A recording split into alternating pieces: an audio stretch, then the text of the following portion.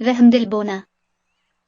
दरिया के किनारे हरी भरी घास में छोटे जानवर रहा करते थे, वहीं 3 बोनों ने भी मशरूम के साए तले अपना घर बना रखा था। बोने बहुत ही मेहनती थे, वो अपने रोजमर्रा कामों के अलावा भी अपने सब्जे और दरिया की सफाई का ख्याल रखते थे।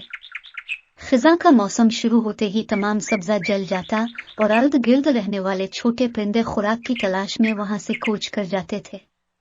बोनों को इन दिनों अपने इलाके की खामोशी बिल्कुल अच्छी नहीं लगती थी। वो चाहते थे कि तमाम छोटे जानवर हर मौसम में वहीं मिलजुल कर रहे।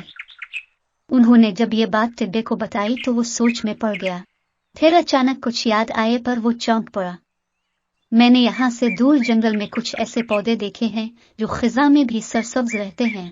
अगर हम उन्हें यहाँ लाकर लगा लें तो फिर परिंदों को खिज़ां में कहीं और जाने की जरूरत नहीं रहेगी। बोनों को इसकी बात बहुत पसंद आई।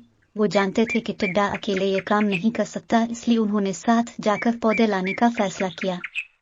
परिंदों को जब ये बात पता चली कि इनके लिए सब्जे के जानवर और बोने जंगल में जाने को तैयार हैं, तो परिंदे भी इनके साथ इस सफर में जाने को तैयार हो गए। जल्द ही पैदल और उड़ते हुए सवारों पर मुश्तमिल यह काफिला सफर के लिए रवाना हो गया। ये सफर भी बहुत ही दिलचस्प रहा, क्योंकि सबने मिलजुल कर सफर की जरूरतों का इंतजाम आपस में बांट लिया। रमियन में चलते हुए खतरात से आगाह करने की जिम्मेदारी टिड्डे की थे। वो उगे जाकर देखता कि काफिले के आसपास कोई जंगली जानवर या सांप वगैरह न आ जाए। पानी और खाने की तलाश परिंदों ने अपने जमा ले ली। वो उड़कर जाते और जिस जगह उन्हें पानी और खाने की कोई चीज नजर आती आकर सबको इत्तला देते, और खाना खाने का बंदोबस्त करना बोनों के जिम्मा था। आखिर सफर करते करते वो इस जगह तक पहुंच गए जहां सारा साल सब्ज रहने वाले दरख्त थे।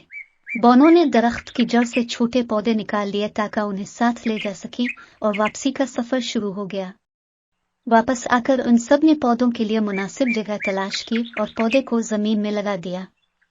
यहाँ भी पौधे की देखभाल के लिए सबने काम आपस में बांट लिए। परिंदे रोज अपनी चोंच में पानी भर कर लाते और पौधे को सैराब करते। टिड्डा छोटे कीड़े मकोड़ों को पौधे से दूर रखता, और पौधे के इर्द-गिर्द साफ सफाई और देखभाल बोनों की जिम्मेदारी थी। वक्त गुजरता गया, नन्हा पौधा तेजी से बढ़कर अब एक तनावर दरख्त बन चुका था।